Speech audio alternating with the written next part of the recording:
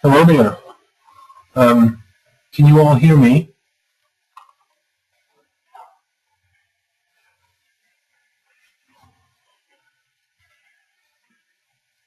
I'm getting some no's, so let's see here.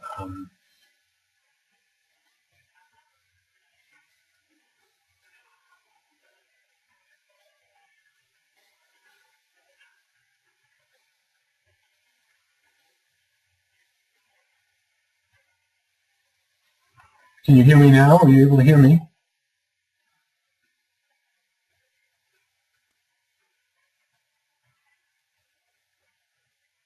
Hmm.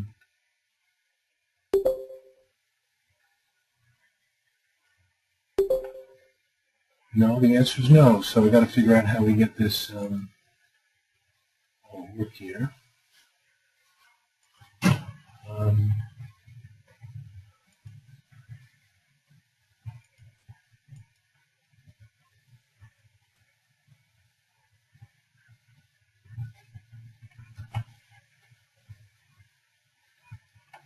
okay, you're able to hear me now?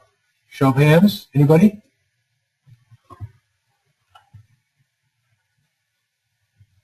Yes. Yes. Good. Okay. So wait a couple more minutes for the rest of the people to show up. It is the first evening, and I know some people may have some difficulty.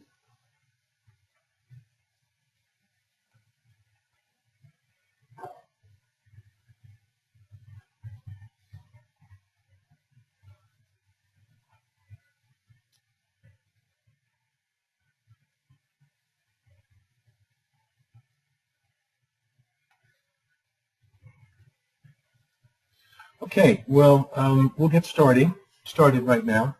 My name is Ron Scharman. I'm the instructor for the wine business course at Sonoma State, and I want to welcome you all to the class. This is the first time the class has ever been taught at Sonoma State, and actually around a year ago I was asked by the Dean of the Wine Business Institute to create a course in e-commerce, and I agreed to do it, and I was asked to actually build a syllabus from scratch, which I did do. And so it is a bit of a work in process. It's it's subject to change in the course of the next 8 weeks, but I think I'm going to do my best to make it as interesting as I can for the classmates that you have out there. And by the way, there's 25 of you who have enrolled in the class, and all with different backgrounds and experience in the wine industry.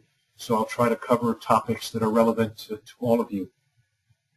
And we'll see how that goes. If you have any suggestions about what you'd like to see covered in the class, then please send them to me by email, and I'll do my best to make them happen. But it should work pretty well. Just some things to get out of the way. The first thing is that this is a pass-fail class. There will be one project that will be given in the beginning of the third week, which will be due on the 7th week, which is really a project around creating an online wine brand. More information will be forthcoming on that. And as far as the class today goes, I have a lot of material to cover, so we'll see how far we get. Whatever we don't get through will be caught up in the second week. Also, just so all of you are aware, the classes are being recorded and will be available on YouTube, on an audio track, and as well the presentation will be up in SlideShare so that you have a chance to review the presentation by itself as well. So I really look forward to getting to know each of you as the class proceeds, and hopefully you'll learn some interesting things from me as well. So where are we headed, and who am I and why am I here? It's a very good question. I give you a little bit about my background. I have a degree from Cornell University in Ag Economics and a MBA in Finance and Accounting, and sandwiched in between there were 4 years spent in the Far East, working 2 years in the Philippines in the Peace Corps and 2 years in Japan and Korea working in agribusiness. I followed that with a bunch of years in investment banking, specializing in specialty retailing workouts and turnarounds. and helping to grow retail businesses, which was really my passion. The last 14 years I've spent running market-leading firms in the direct-to-consumer channel of the wine industry, which really was a time in the history of direct-to-consumer where a lot of exciting things were happening. First 5 years of my career in that regard was spent as CEO of the Morel Wine Group in New York, which was one of the leading multi-channel retailers in the Northeast. We had a terrific flagship store at Rockefeller Center next to the skating rink in New York where the Today Show is broadcast. We had a stunning wine bar and cafe next door. We had a catalog operation that mailed out over 2 million catalogs a year. We had a wine auction division, first wine auction division in New York State, selling fine wines, a wine storage division. We launched a wine events and wine education division. And we really viewed ourselves as a luxury brand retailer in the wine industry. And that was a terrific experience to really learn every facet of selling wine to consumers. In 2005, I moved out to California and ran what at the time was a pioneering firm in wine compliance and logistics. It was called New Vine Logistics. It helped pioneer the legal shipping and fulfillment of wine to 36 states at a time when wine shipping became legal. The last 7 years I spent running a software company that was a leader in the direct-to-consumer software for tasting room sales, e-commerce, mobile point of sale, mobile commerce, and CRM, really with over 600 winery clients. I stepped down as president of that company in March to focus more on the sale and marketing of wine as opposed to the technology and operations of the software company. And also to be in preparation for this course, which I knew I wanted to spend a lot of time devoting to getting ready for it. So we'll see how well I did in that regard, but I have gone through a lot of things which I think will be interesting to all of you. Interestingly enough, I should say that the last point I want to make about this is that the focus of this course is really on the sales of marketing of wine in the digital world. That's why I put on there past, present, and future. That's really what we're going to talk about. Everything digital, which is the heart and soul of the wine industry these days.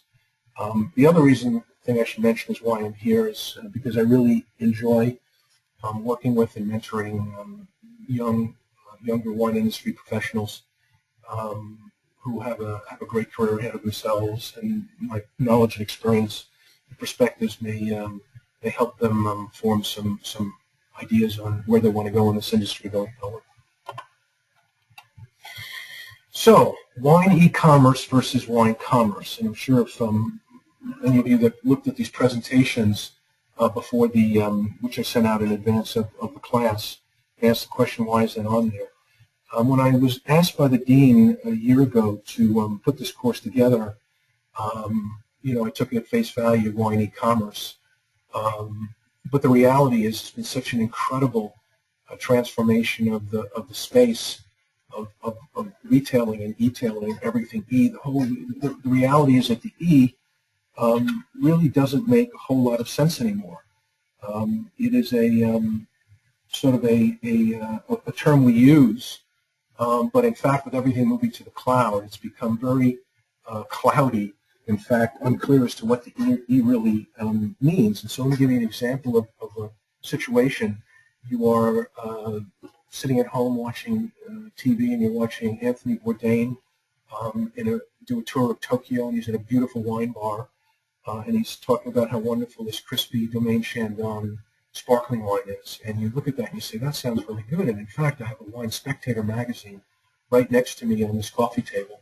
And I remember there was some articles in there on sparkling wines. Let me take a look at that, pick it up, and lo and behold, I see that there's an ad for Domaine Chandon in the magazine. And so I look at it, and there's actually a picture of a bottle. So I grab my mobile device, which has a couple of wine apps in them. One of them is Vivino, and the other is Drinks. And I decide to scan the page, the label of the Domaine Chandon sparkling wine. And in fact, I'm immediately taken to several ratings of the wine in the app, and there's a buy button in there, and I click that buy button, and it takes me to 3 alternative places to buy the wine, one of which is K&L Wine Merchants in San Francisco.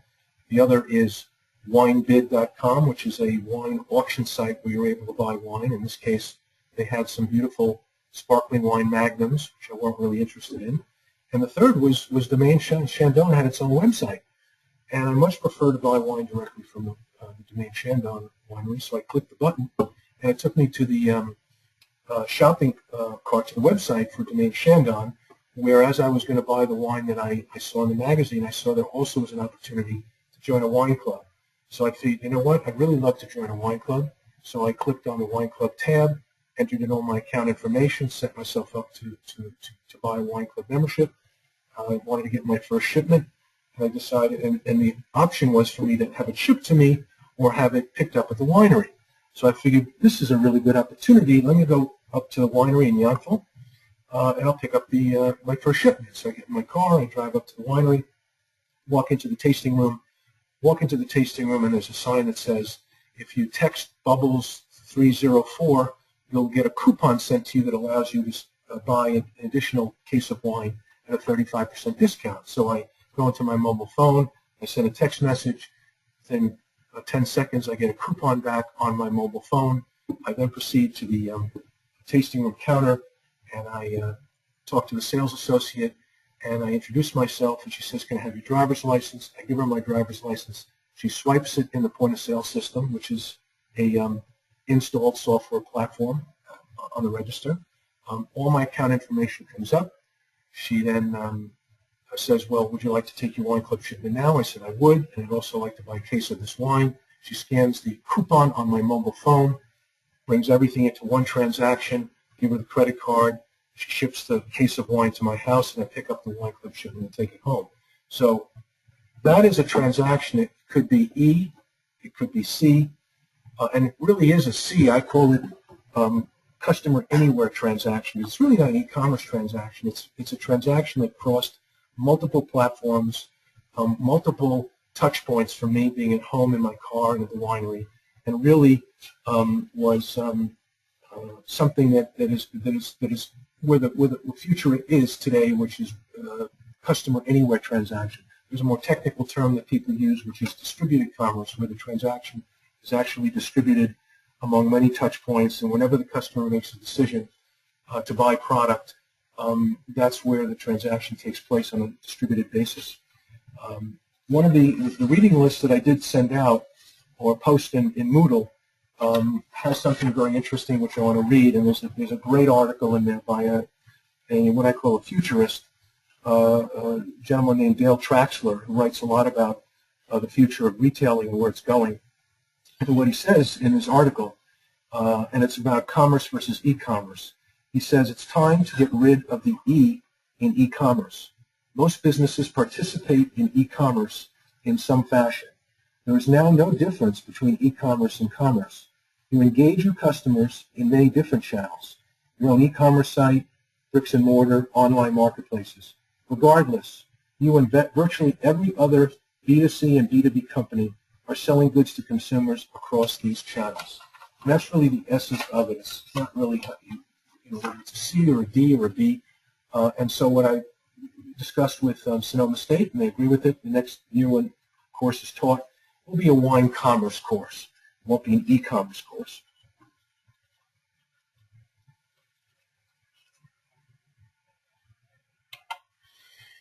So this course is a wine commerce course. As you know, or most of you should know, wine is 85% water and 15% magic. And the 50% magic really equals your story and how well you tell it. And I think what I want to do with this course is really focus on the 15%, not the 85%, because that's a lot more fun and interesting if we focus on that. We're going to talk about a lot of different things today, things that are coming along in the future in the wine industry and in e-commerce in general. Again, if you have things that are interested to you, of interest to you that are not part of the syllabus but you'd like to have covered, then please feel free to send them to me.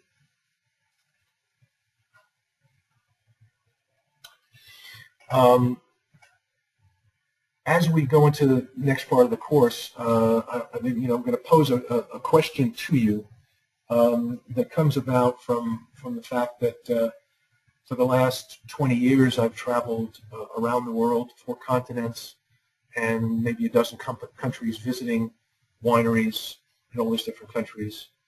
Certainly been to 300-400 wineries in California. I've launched over 1,000 websites, many of which were wineries, most of which were wineries, but also there were online retailers as well.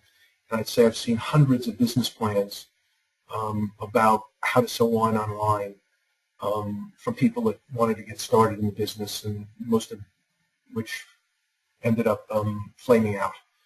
But notwithstanding that, I can synthesize down the whole picture, the challenge that I think businesses face in trying to be successful in the direct-to-consumer channel. And it can all be crystallized in one single question that I'm going to pose to you now, and which I really want to pose for the rest of the semester.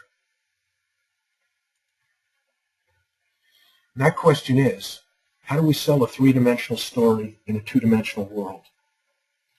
How do we sell a 3-dimensional story in a 2-dimensional world? For the past 15 years, Gen Xers and millennials have really grown up and weaned themselves off the past and into the digital world, and had their expectations set on what Amazon tells them is an expectation. A lot of other great online retailers as well have sort of given them set expectations, set the bar pretty high. And so when you ask the question, how do we sell a 3-dimensional story in a 2-dimensional world, there's an answer that's not such a great answer, but it's the truth. And the truth is that it's hard. It's very hard. It's hard to capture the essence of your brand online. And this is really everyone's everyone's challenge who's trying to sell products, sell wine in the digital world. If you think about the wine industry, wine is absolutely a 5 sense, involves your 5 senses. If you visit a winery in Napa Valley or Sonoma or Tuscany or Spain, wherever it might be, you visit the winery and you go into the vineyard and you see the beautiful vineyard, and you listen to the vineyard owls hooting in the background, and you touch the grapes, and then you go into the cellar at the winery and you smell the barrels and the lees, and then you go to the tasting counter and you do a wine tasting, you swirl the glass and you taste the wine. It's completely 5 senses. And then you leave the winery and you go to a dinner with your loved one and you have a wonderful romantic night, and then you go back to wherever you came from, in the north, in snowbound northeast perhaps, and then 6 months later you return to the winery website trying to rekindle those memories that you have in what is a 2-dimensional world. And imagine if you'd never been to the winery and the first time you've ever experienced the brand is on a website. It's kind of hard to translate all of that experience that you had at the winery, or that you'd like to get across in your story, in a 2-dimensional digital world. And that's kind of that's the channel. And the problem for wineries is that, generally speaking, they do a very poor job of it. The easiest way to show that is if you can go to 10 winery mobile sites and see how many of them render on your mobile phone or in your tablet. And if they do render on a mobile phone or tablet, we'll go into later on in the course about how one makes sure that these things work properly and are responsive with all technology. But you'll see that the sites don't render properly, and if they do, they take, it can take 30 seconds to load pages, and it's very difficult to transact on those sites. And it doesn't matter whether it's a top 10 winery or a bottom 1,000 winery. And that's just a general thing to note, is that wineries do a very poor job of translating their story in the digital world.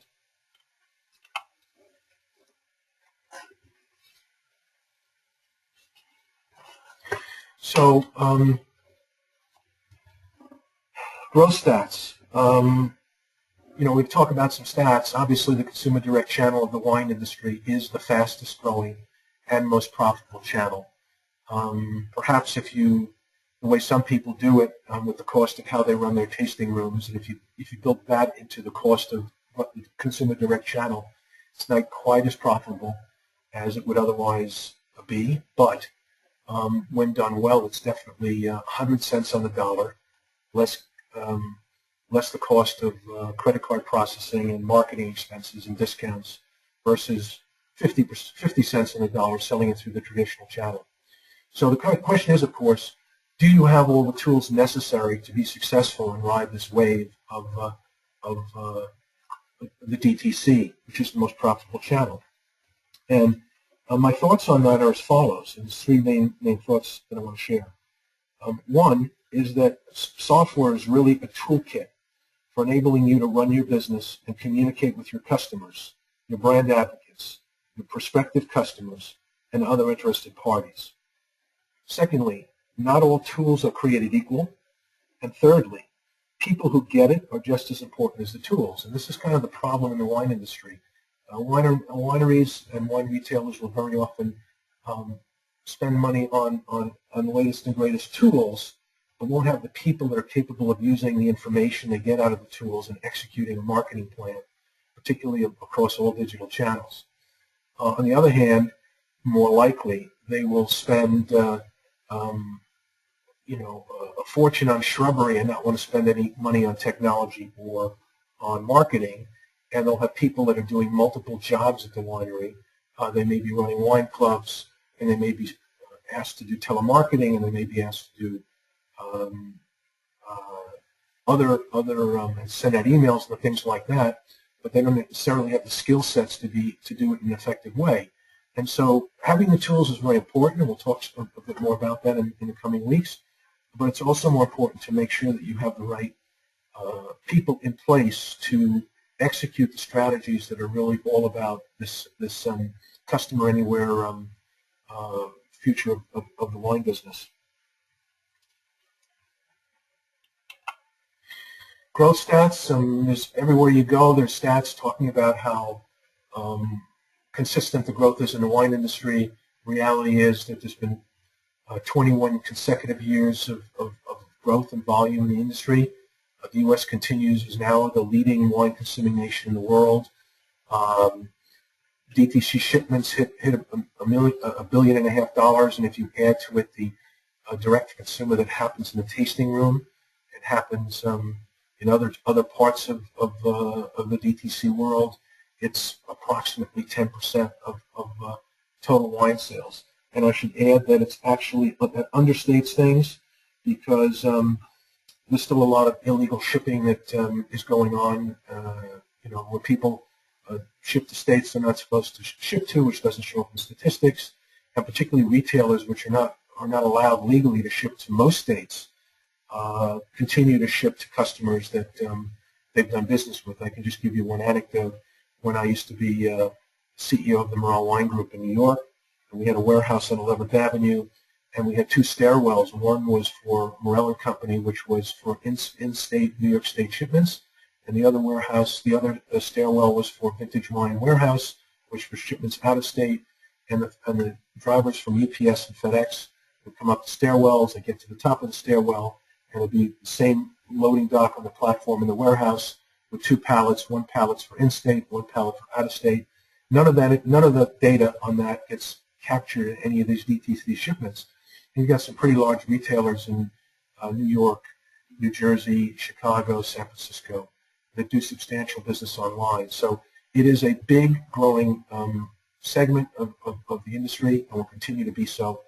And the other thing is that what's really driven the wave is, as you know, good wine follows good food. And with the explosion of Food Network, food channels, and all the other food-related media that's out there, wine is now really become part of the fabric of life in all 50 states. In fact, there are wineries in all 50 states, including Alaska. So this is going to continue to grow, and I think is a great thing for people getting into the industry. So talking a little bit about the history of the DTC channel in terms of the legalities, compliance, and regulations. Up until 2005, there was really a massive confusion. There was one major legal framework, which was the reciprocity rules that allowed 12 interstate shipments between 12 states, which was really California, Missouri, Illinois, and 9 other states like South Dakota, Idaho, and some other nominal states. But the rest of the United States was really mostly there was some reciprocity between New York and New Jersey, but it was really no man's land out there, and mostly was illegal. And so there were a lot of court. There was a big movement to open up the direct-to-consumer channel on behalf of consumers, which were being fought by wholesalers and distributors. Well, the landmark case that happened was the Granholm decision in 2005, which came down after 7 or 8 years. They finally decided the ruling, which said, and the cases that they were ruling on was the fact that states could not give favorable shipping allowances for in-state wineries. So in effect, a state like Michigan was saying, well, wineries in the state of Michigan could ship to consumers, but wineries outside of Michigan were not allowed to ship to consumers. And that was basically the ruling, which said that states could regulate, but they can't discriminate. So all wineries had to be treated equally. Either everybody can ship or nobody can ship. The reality was, and this was the response from the states, that you can regulate, you can't discriminate, but you can certainly complicate. And so what happened was every state came up with its own rules and regulations, some of which were ridiculous.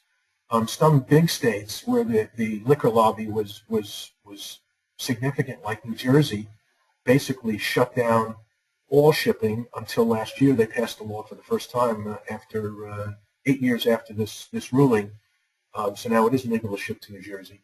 But basically, it became state by state, and it required some really sophisticated ways of dealing with that. So what happened was companies like New Line Logistics, which I was the chief operating officer for, they came up with all the algorithms to do the compliance and regulations to be able to allow wineries to ship to up to 30 states.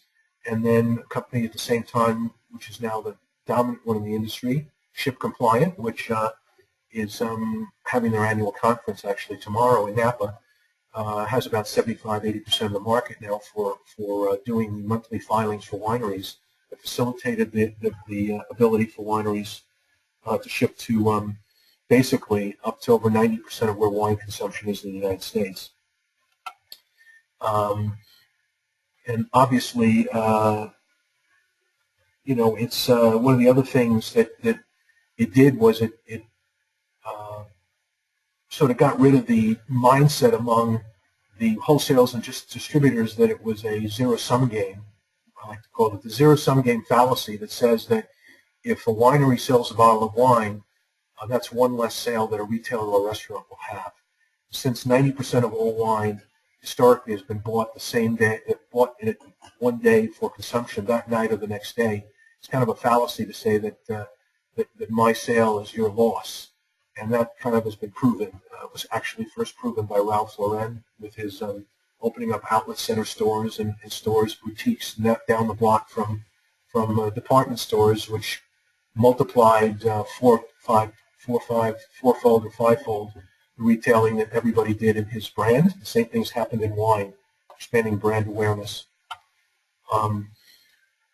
The interesting thing is that even this area between direct consumer, the 10%, and the 90% that's to restaurants and retailers and wholesalers is a bit blurry, because you have companies like Ship It Home USA, which is a company that I founded in 2007 that's still around, which focuses on vino tourism overseas, where tourists go to wineries in Europe and in South America, and they buy wine at the winery through a tablet or laptop that has a website on it that was an e-winery website.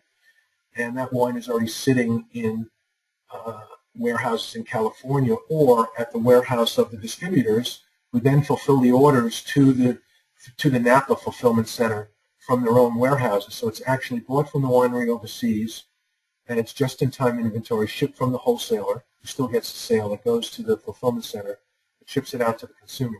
So it's getting kind of murky and blurry in that area, but it's really about what's best for the consumer. That's what this is all about.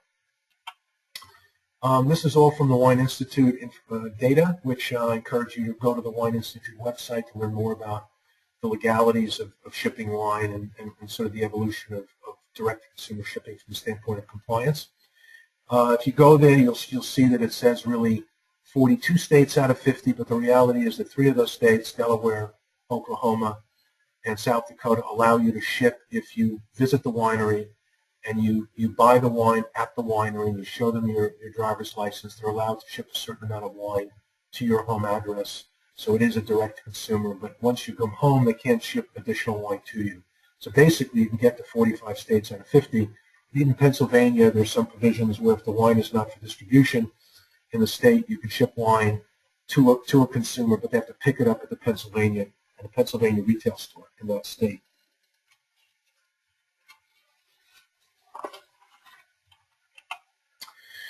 So this is a very important slide. There's a lot of stuff going on here. And, you know, the question is, what's changed? And what's changed is that in 2003, our world with respect to the Internet was really seen through the prism of a really bulky, slow desktop computer where, you know, we would spend our time and we may have done some shopping, but it was really a really poor experience. Pages very slow to load. And certainly in the wine industry, there was very little happening. Excuse me.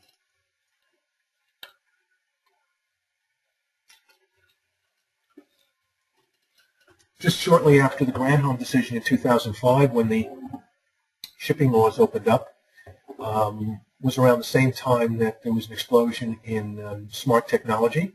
And obviously, you had shortly thereafter the launch of the iPhone.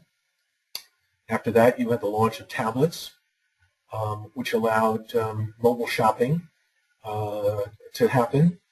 You then had one of the biggest things, and for those of you that are not in technology, was HTML5, replacing HTML4. And HTML5 is and HTML is a programming language for content. It's really the content language for the Internet. And what that did was it allowed the explosion of apps on smartphones, tablets, and allowed for tremendous amount of data compression to allow smartphones to download a lot of information and not slow down the process, so that before where paid something might take 30 seconds to load, now it can load in a few seconds on an iPhone and a tablet. With HTML5 also came an explosion of social media and social commerce on tablets and on smartphones that really has revolutionized the whole concept of a customer anywhere or distributed commerce. So if you take a look at both the explosion in hardware platforms, software platforms, and expectation levels of people using the technology, it's really been pretty amazing. You know, all of you are consumers of technology, and so you know much of what you learn, you know, outside the wine industry, you should have the same expectations inside the wine industry. One of the things that really has changed dramatically with this also is that the you know, the consumer ecosystem has expanded dramatically. So you can imagine when you're trying to market to consumers among all these different platforms and touch points, it means that the marketing messaging has to be consistent, and it's quite a challenge for a lot of wineries to do as well.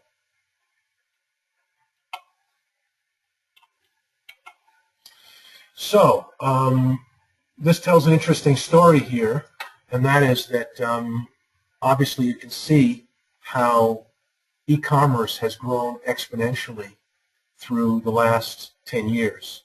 I mean, obviously this is off a smaller base, but it grew very steadily in the mid-20s versus the steady growth of 5 or 6% a year for bricks and mortar retail. What's really interesting is this space here in 2008 and 2009, and there is um, uh, two words here which define why this happened.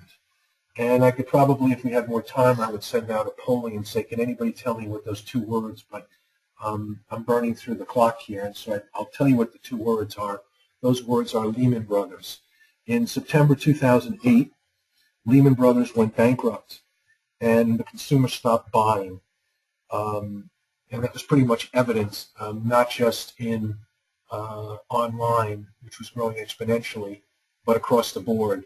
And so if you think that this is based on retail dollars, not only did people stop buying, but consumers, retailers, suppliers panicked, and everybody cut their prices, so that a $50 bottle of Napa Valley Cabernet was suddenly available for $35 or less. And so many more units had to be sold to make the same dollar sales. So it's kind of obvious to see what happened here. And what's interesting to me was that when I was at Morel Wine Company in New York, my number one customer out of a $30 million business was Lehman Brothers, which was down the street, less than a block away on 7th Avenue. And when they went into bankruptcy, obviously that affected the wine industry, not just because of people's perception of risk in the economy, but because people on Wall Street stopped buying a lot of wine too. So that's kind of interesting. But as you can see, this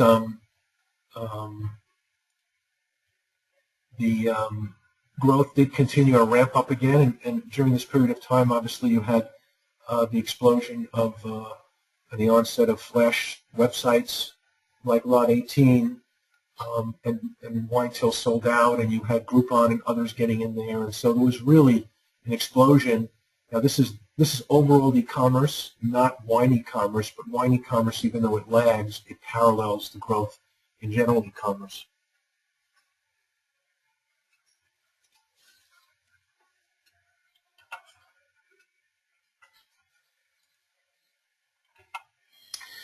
So obviously, all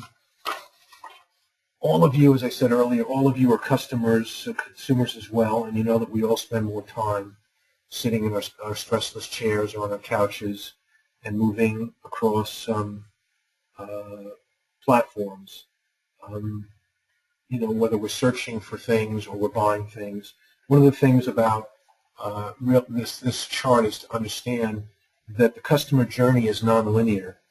What I mean by that is you don't typically go from the intent to buy something. Usually there's a process that involves discovery, there involves search, finding more information, getting engaged in the product, looking at reviews, talking to people. You may do some showrooming, which is going into bricks and mortar stores to actually touch the product, and eventually you transact. So it's not as if these numbers mean that you only stay in one of these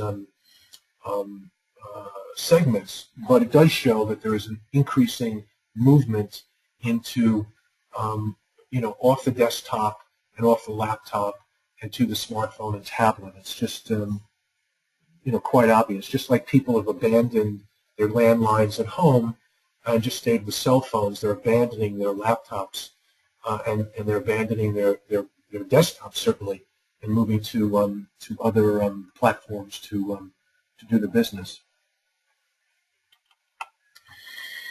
So this one is you know, tells a story, and it leads to a bigger picture. I mean, what boggles my mind is how slow the wineries are to really get on board with mobile. This is not wine industry statistics, but it shows you how compelling the story was during the last Thanksgiving weekend for use of tablets and smartphones and mobile commerce sales on Cyber Monday. I mean, again, if you use your own experience and knowledge of how you yourselves transact and use mobile devices. It's just incredible how hard it is. I mean, I ran an e-commerce company for 7 years, and I did seminars around the country.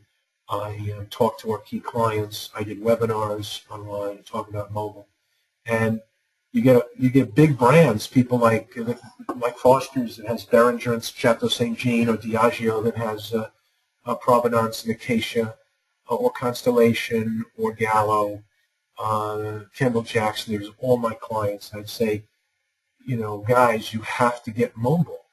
And because I wouldn't have the allocated budgets, not even the budgets, but the people to do the projects, you'd load a Behringer website on your mobile, and it has 200 pages on the website, and you'd sit there for 20 minutes waiting for a page to load. It'd be impossible to even buy anything. The cart, you couldn't get to the cart.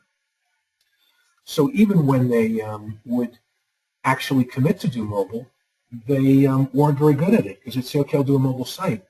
But it wasn't necessarily a responsive site. Responsive design, by the way, is a very, very important concept.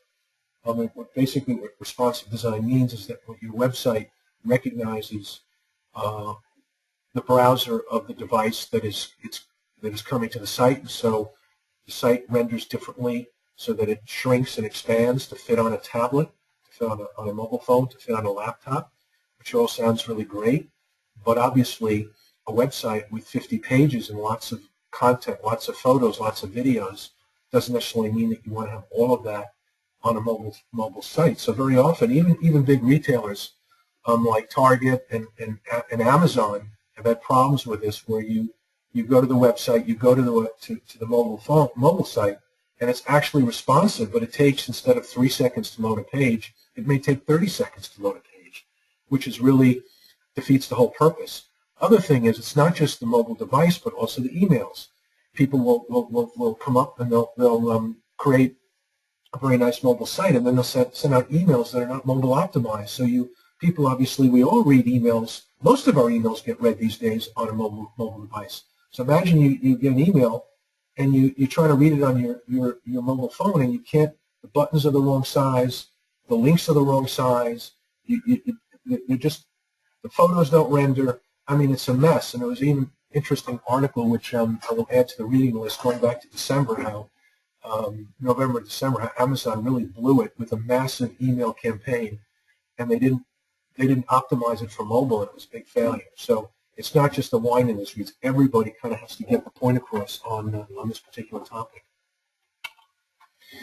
So things to watch, millennials. I mean, millennials and Generation X, we can't forget about the Xers, because they came before the millennials, and they're probably going to be the next ones with spending power to replace the, my generation that has been spending all the money. But there's no doubt that if you take a look at the trend lines here of what's happened and where it's going, it's all about mobile, mobile, mobile. And, excuse me for that. And really important that wineries get on the bandwagon to make sure that it happens right. So this is one of my favorite subjects and favorite slides, because it talks about omni-channel retail, but it's really about specialty retail. As I mentioned, I was a specialty retailer for 14 years, and it's part of my DNA. And there's been an evolution in retail that went from what I would call was a bricks and mortar single-channel retail environment or business model that became an integrated model, where you were integrating with other platforms for data.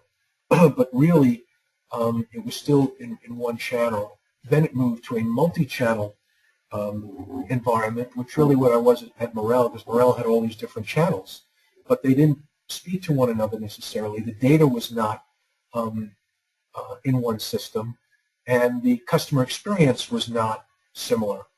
And the final migration is to what we have today, which is part of the customer anywhere story, is omni-channel retail, where it's a seamless environment, where it's seamless across desktop, laptop, tablet, mobile web, mobile app, and social, where as far as the consumer is concerned, it's a completely seamless environment. And with consistent messaging, pricing, descriptions, promotions, imagery, in all channels and all touch points. And this is what's really important because the customer views the brand and the brand story through their lens, and that lens ought to have a consistent story across the way. And so for me, to me the definition of a specialty retailer is, and the mission really of a specialty retailer, is to make a difference in people's lives in ways that are relevant. Making a difference in people's lives in ways that are relevant. So to do that, you've got to understand how your customers live, work, and play, and that should define the engagement strategy across all these platforms. And being relevant, telling your story, and telling it well is part of the the thing about how do you tell a three-dimensional story in a two-dimensional world. It's really hard to do, but you have to do it well. And just to give you an anecdote, in December, we have our annual Christmas party. We had the Winery Solutions. We had 42 employees, and we usually do it at a really nice restaurant downtown Napa. And we always do lots of magnums, and our company really doubled in size over the prior years, and I buy wine through the course of the year, but I needed magnums. So it was 2 days before the party, actually 4 days before the party, and I needed to buy some magnums. So I went online to my winery clients. I try to buy wine from clients. I have, as I mentioned, we have 600 winery clients. And so I went up and down the list of wineries in Napa Valley, looking for magnums on their websites. And what I was appalled by was how crappy the assortment of wines that they were showing on the website was relative to what's available in the tasting room. And particularly with respect to large sizes, magnums, most of them had very little. And if they did, it was very inconsistent with the branding. And it was just a horrible experience. And so I ended up going on the phone, calling them one by one, calling wineries to see what their inventory was. And there was one, Rutherford Hill, which makes some beautiful Merlots up in the Silverado Trail. And they had plenty they just got in a shipment of a dozen cases of 3 different kinds of magnums. And I drove up to the wine, none of which was online. And I drove up to the winery and I bought 3 cases, 6 packs of magnums, got my trade discount, brought it home, and brought it to the party 4 days later. But it was really, to me, it told the story. I mean, it made it so difficult for me. Instead of putting it on the site and promoting it in a way that would make me feel good about the brand, was a struggle. And that's a very common story in the wine industry in terms of managing inventory and translating the tasting room experience to the wine shop and wine club.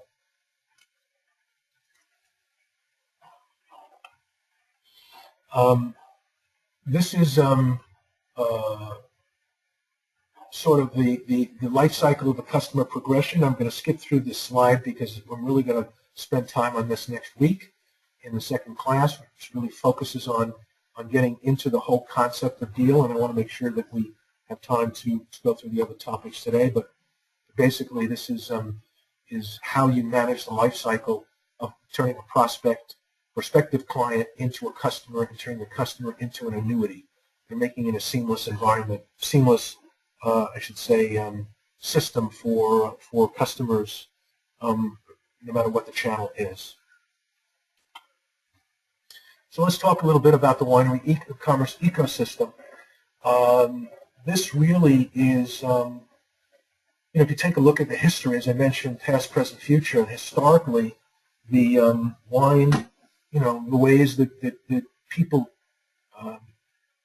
transacted in a relationship between a consumer and a winery really started with tasting room, joining a wine club, which is the cash flow cow for wineries, or getting on the mailing list for allocations and getting an email. So for some of you who don't know what allocations are wineries that produce limited quantities of wine, and you sign up on the mailing list, and then you get allocated a certain amount of wine to buy every year, and if you don't buy the wine, you get knocked off the list. And so for people that know Screaming Eagle and Harlan and Colgin and Schaefer and Bryant and the cult wines out there, and even the second level wineries that may want to use it for certain wines, not all their wines, and they have an open shopping cart that still have an allocation available for certain SKUs. That is its basic business model. And most of it meant that you signed up, you bought You joined a wine club, bought wine, and then you got an email with an opportunity to buy more wine. Then came, obviously, as I showed you earlier, the wave of technology of hardware and software platforms that brought us to mobile devices, wine apps, which has been a huge thing, and SMS texting. And just so we're in the nomenclature business here, for those of you who don't know the difference between a mobile web and mobile apps.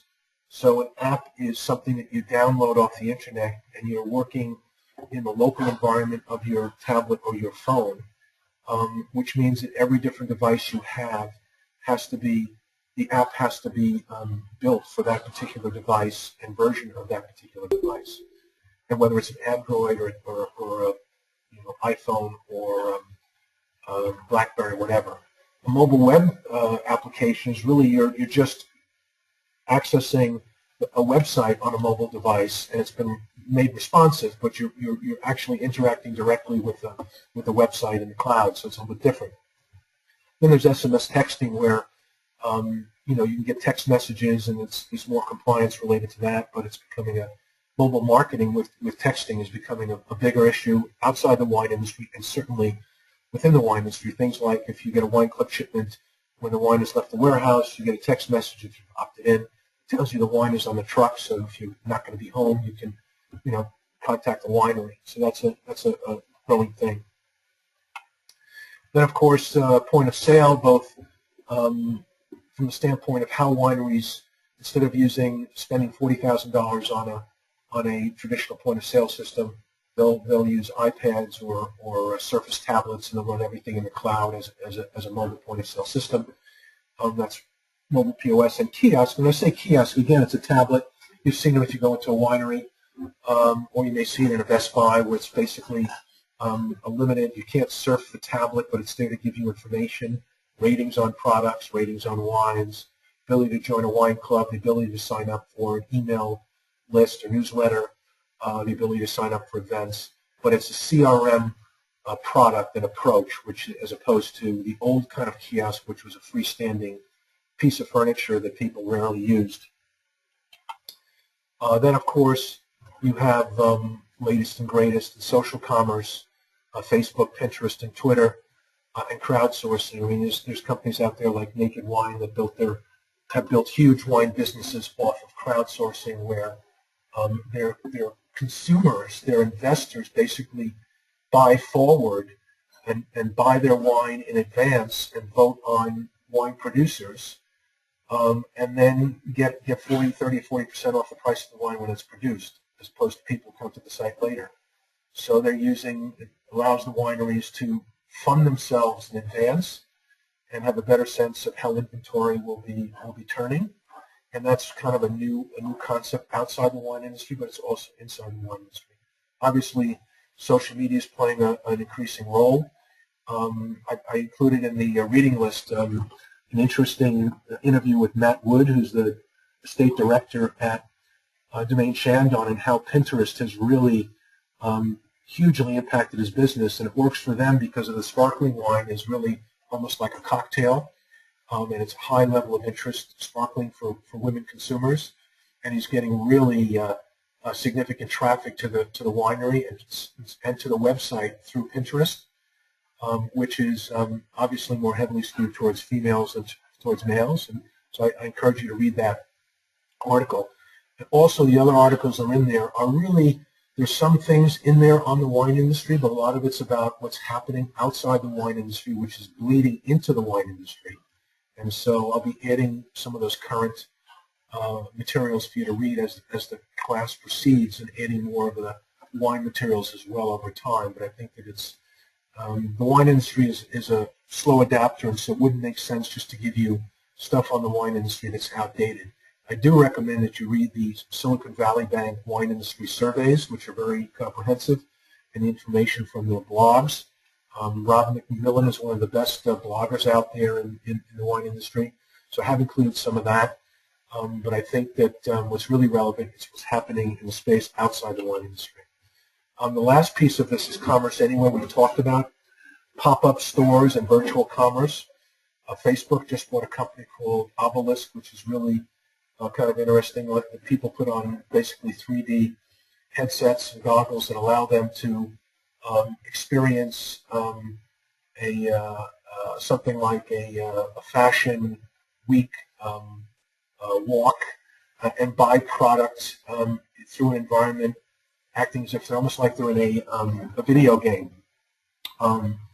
Pop-ups are really a new concept, but there's some great stuff happening where you can wrap a store that is a vacant store in a city like in New York or in Tokyo, and wrap it with digital media, digital wrapper around it that actually is live off the internet, where people can go to the windows of the store and almost like a touch screen and buy product right off the pop-up.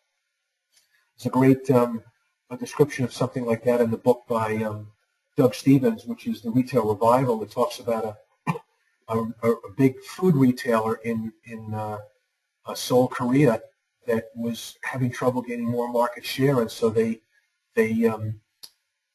bought advertising in the subway cars in Seoul and made it completely digital and with imagery of actual store shelves of the supermarket chain, where people felt as they walked down the aisle in the subway car, they could see the actual products, and at the end, there was a capability for them to click onto the touch screens on the subway car and place an order for groceries that would be shipped to their home or picked up at the store. And that's as virtual as it gets. That's about commerce anywhere, as virtual as it gets. So to me, that's kind of exciting when that gets to the wine industry.